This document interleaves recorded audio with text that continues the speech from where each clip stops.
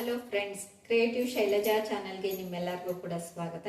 ಇವತ್ತಿನ ಒಂದು ವಿಡಿಯೋ ಯಾವುದು ಅಂತ ಹೇಳ್ಬಿಟ್ಟು ಈಗಾಗಲೇ ನಿಮ್ಗೆಲ್ಲರಿಗೂ ಕೂಡ ಗೊತ್ತಾಗಿರುತ್ತೆ ಥಂಬ್ನೇಲ್ ನೋಡ್ಬಿಟ್ಟು. ಇವತ್ತಿನ ಒಂದು ರೆಸಿಪಿ ತುಂಬಾನೇ ಇಂಟ್ರೆಸ್ಟಿಂಗ್ ಆಗಿದೆ, ತುಂಬಾನೇ ಚೆನ್ನಾಗಿದೆ ಫ್ರೆಂಡ್ಸ್. ಯಾರನ್ನು ಕೂಡ ಎಲ್ಲಿನೋ ಸ್ಕಿಪ್ ಮಾಡಿದಿರಾ, ವಿಡಿಯೋನ ಸಂಪೂರ್ಣವಾಗಿ ನೋಡಿ. ಹಾಗೆ ಯಾರೆಲ್ಲ ಮೊದಲಿಗೆ ನನ್ನ ಚಾನಲ್ ನೋಡ್ತಾ ಇದ್ದೀರಾ ಸಬ್ಸ್ಕ್ರೈಬ್ ಮಾಡ್ಕೊಂಡು ನೋಡಿ ಅಂತ ಹೇಳ್ಬಿಟ್ಟು ಇವತ್ತಿನ ಒಂದು ವಿಡಿಯೋನ ಶುರು ಮಾಡೋಣ. ಇವತ್ತಿನ ಒಂದು ರೆಸಿಪಿ ತುಂಬಾನೇ ಚೆನ್ನಾಗಿದೆ ಫ್ರೆಂಡ್ಸ್. ಇದಕ್ಕೆ ಮೆಂತ್ಯ ಕಡುಬು ಅಂತ ಹೇಳ್ಬಿಟ್ಟು ಹೇಳ್ತಾರೆ. ಹೆಚ್ಚಾಗಿ ಇದು ಉತ್ತರ ಕರ್ನಾಟಕದ ಕಡೆ ಮಾಡ್ತಾರೆ. ಈ ಒಂದು ರೆಸಿಪಿ ತುಂಬ ಟೇಸ್ಟಿಯಾಗಿರುತ್ತೆ. ಅದು ಹೇಗೆ ಮಾಡೋದು ಅಂತ ಈಗ ನೋಡಿ. ಇಲ್ಲಿ ಮಿಕ್ಸಿ ಜಾರ್ಗೆ ನಾನು ಒಂದು 8 ಮೆಣಸಿನ್ಕಾಯಿನ ಹಾಕ್ಕೊಳ್ತಾ ಇದ್ದೀನಿ. ಹಾಗೆಯೇ ಅದಕ್ಕೆ ಇವಾಗ 2 ಬೆಳ್ಳುಳ್ಳಿಯನ್ನು ಬಿಡಿಸಿಟ್ಕೊಂಡಿರೋದನ್ನು ಹಾಕ್ತಾ ಇದ್ದೀನಿ. ಹಾಗೆ ಅದ್ರ ಜೊತೆಯಲ್ಲಿ 1 ಸ್ಪೂನಷ್ಟು ಜೀರಿಗೆಯನ್ನು ಕೂಡ ಹಾಕ್ತಾ ಇದ್ದೀನಿ. ಹಾಗೆ 1 ಸ್ಪೂನಷ್ಟು ಉಪ್ಪನ್ನು ಹಾಕ್ಕೊಳ್ತಾ ಇದ್ದೀನಿ. ನೀವು ಕಲ್ಲುಪ್ಪು ಬೇಕಾದರೂ ಹಾಕ್ಕೋಬೋದು, ಇಲ್ಲ ಪುಡಿ ಉಪ್ಪು ಬೇಕು ಅಂದರೆ ಪುಡಿ ಉಪ್ಪು ಬೇಕಾದರೂ ಹಾಕ್ಕೋಬೋದು.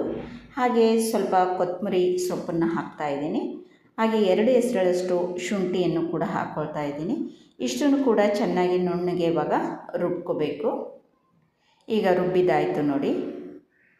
ತುಂಬ ಜಾಸ್ತಿ ಇದಕ್ಕೆ ನೀರೇನು ಹಾಕದಿರ ರುಬ್ಬಬೇಕು. ಈ ಥರ ತರಿಯಾಗಿದ್ದರೆ ಸಾಕಾಗುತ್ತೆ. ಇದಕ್ಕೆ ನೀರೇನು ಹಾಕೋದು ಬೇಡ.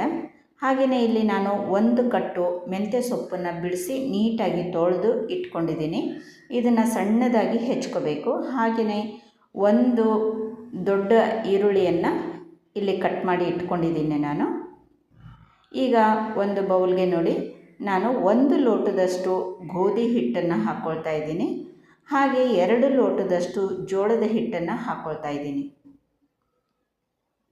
ಇದಕ್ಕೆ ಒಂದು ಸ್ವಲ್ಪ ಉಪ್ಪನ್ನು ಸೇರಿಸ್ಬಿಟ್ಟು ನಾವು ಇದಕ್ಕೆ 3 ಲೋಟಕ್ಕೆ 2 ಲೋಟದಷ್ಟು ನೀರನ್ನು ಹಾಕ್ಬಿಟ್ಟು ಚೆನ್ನಾಗಿ ಇದನ್ನು ಕಲಿಸ್ಕೋಬೇಕು.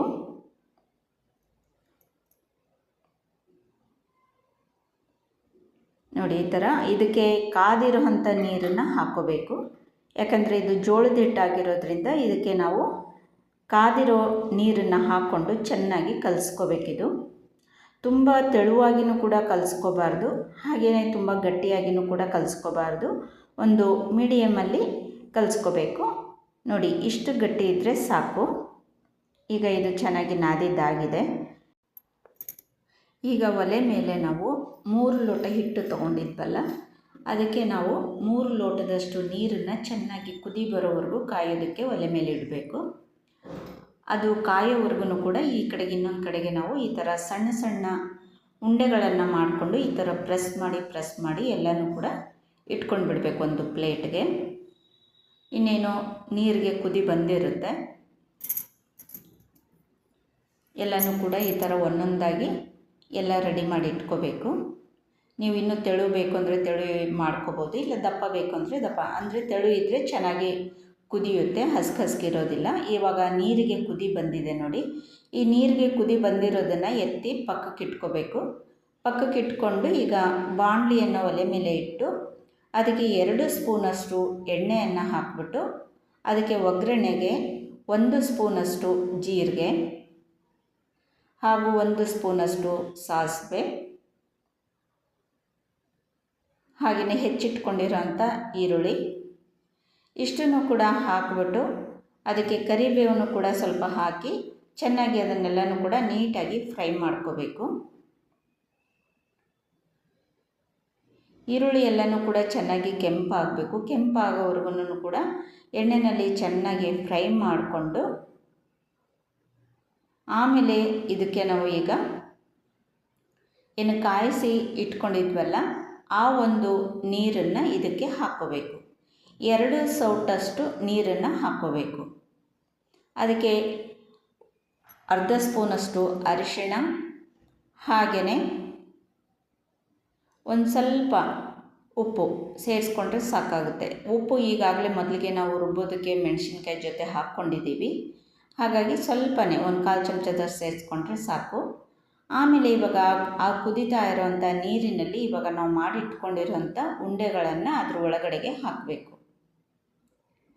ಆಮೇಲೆ ಇವಾಗ ರುಬ್ಬಿಟ್ಕೊಂಡಿದ್ವಲ್ಲ ಹಸಿಮೆಣಸಿನ್ಕಾಯಿ ತರಿನ ಅದನ್ನು ಹಾಕಿ ಆಮೇಲೆ ಹೆಚ್ಚಿಟ್ಕೊಂಡಿರೋಂಥ ಮೆಂತ್ಯ ಸೊಪ್ಪನ್ನು ಕೂಡ ಅದ್ರ ಮೇಲೆ ಹಾಕಬೇಕು. ಹಾಕಿಬಿಟ್ಟು ಸ್ವಲ್ಪ ಹೊತ್ತು ಮುಚ್ಚಿಡಬೇಕು. ಒಂದು 2 ನಿಮಿಷ ಅದು ಬೆಂದಿದ್ದಾಗಿದ ನಂತರ ಮತ್ತೆ ಪುನಃ ಅದನ್ನೆಲ್ಲನೂ ಕೂಡ ನೀಟಾಗಿ ಕೈ ಆಡಿಸ್ಬಿಟ್ಟು ಮತ್ತೆ ಅದ್ರ ಮೇಲೆ ಇವಾಗ ನಾವು ಮಾಡಿಟ್ಕೊಂಡಿರೋ ಅಂಥ ಉಂಡೆಗಳನ್ನು ಮತ್ತೆ ಅದ್ರ ಮೇಲೆ ಹಾಕಬೇಕು. ಮತ್ತು ಈ ಥರ ಹಾಕಿದ್ದಾಗಿದ ಮೇಲೆ ಮತ್ತೆ ಅದ್ರ ಮೇಲೆ ಇವಾಗ ರುಬ್ಬಿ ಇಟ್ಕೊಂಡಿರೋ ಅಂಥ ಮೆಣಸಿನ್ಕಾಯಿ ಪುಡಿ ಹಾಗೆಯೇ ಮೆಂತ್ಯ ಸೊಪ್ಪು ಇದೆರಡನ್ನೂ ಕೂಡ ಹಾಕಿಬಿಟ್ಟು ಮತ್ತೆ 2 ಸೌಟು ನೀರನ್ನು ಹಾಕಿ ಮತ್ತೆ ಅದನ್ನು ಮುಚ್ಚಿಡಬೇಕು. ಈಗ ಇದೆಲ್ಲ ಕೂಡ ನೀಟಾಗಿ ಬೆಂದಿದೆ ನೋಡಿ. ಪ್ರತಿ ಸಲನೂ ಕೂಡ ನಾವು ಇದೇ ಥರನೇ ಮಾಡ್ಕೊತ ಹೋಗಬೇಕು. ಎಷ್ಟು ಮಾಡಿಟ್ಕೊಂಡಿದ್ವು ಅಷ್ಟನ್ನು ಕೂಡ ಎಲ್ಲನೂ ಹಾಕಿಬಿಟ್ಟು ಒಂದು ಸಲ ಈ ಥರ ನೀಟಾಗಿ ಕೈ ಆಡಿಸ್ಬೇಕು. ಇನ್ನೂ ಅದರಲ್ಲಿ ನೀರು ಕಾಣಿಸ್ತಾ ಇದೆ ನೋಡಿ. ಮತ್ತೆ ಪುನಃ ಪ್ಲೇಟನ್ನು ಮುಚ್ಚಿ ಇಟ್ಬಿಟ್ಟು ಸಣ್ಣ ಉರಿ ಇಟ್ಬಿಟ್ಟು ಸಣ್ಣ ಉರಿಯಲ್ಲೇ ಇದನ್ನು ನಾವು ಬೇಯಿಸ್ಕೋಬೇಕಾಗುತ್ತೆ. ಉರಿ ಜಾಸ್ತಿ ಇಡಕ್ಕೆ ಹೋಗಬಾರ್ದು. ಉರಿ ಜಾಸ್ತಿ ಇತ್ತು ಅಂತಂತಂದರೆ ಕೆಳಗಡೆ ತಳ ಹಿಡ್ಕೊಳ್ಳುತ್ತೆ. ಈಗ ಮತ್ತೆ ಪುನಃ ಅದರ ಮೇಲೆ ಒಂದು ಮುಚ್ಚಳನ ಮುಚ್ಚಿಟ್ಬಿಟ್ಟು ಒಂದು 5 ನಿಮಿಷ ಹಾಗೆಯೇ ಬಿಟ್ಬಿಡಬೇಕು. 5 ನಿಮಿಷ ಬಿಟ್ಟಿದ್ದಾಗಿದ ನಂತರ ಅದು ಚೆನ್ನಾಗಿ ಬೆಂದಿರುತ್ತೆ. 5 ನಿಮಿಷದ ನಂತರ ಇವಾಗ ನಾವು ಅದನ್ನು ಪ್ಲೇಟನ್ನು ತೆಗೆಯೋಣ ನೋಡಿ. ಇವಾಗೆಲ್ಲನೂ ಕೂಡ ಚೆನ್ನಾಗಿ ಬೆಂದಿದೆ. ಅದು ನಮ್ಮ ಏನು ನೀರು ಹಾಕಿರ್ತೀವಲ್ಲ ಅದೇ ಗೊತ್ತಾಗುತ್ತೆ, ಎಲ್ಲನೂ ಕೂಡ ಹಿಂಗೋಗಿರುತ್ತೆ. ಆ ಹಿಂಗೋಗೋದ ಮೇಲೆ ನಾವು ಎಲ್ಲನೂ ಕೂಡ ಈ ಥರ ಕೈ ಆಡಿಸ್ಬೇಕು. ಈ ಥರ ಕೈ ಆಡಿಸಿದಾಗ ಅದು ಬೆಂದಿದೆ ಇಲ್ಲ ಅಂತ ನೀಟಾಗಿ ಗೊತ್ತಾಗುತ್ತೆ. ಮೆಂತ್ಯ ಕಡುಬು ತುಂಬಾ ಮೈಗೆ ಒಳ್ಳೆಯದು, ತುಂಬ ಟೇಸ್ಟಿ ಕೂಡ ಆಗಿರುತ್ತೆ.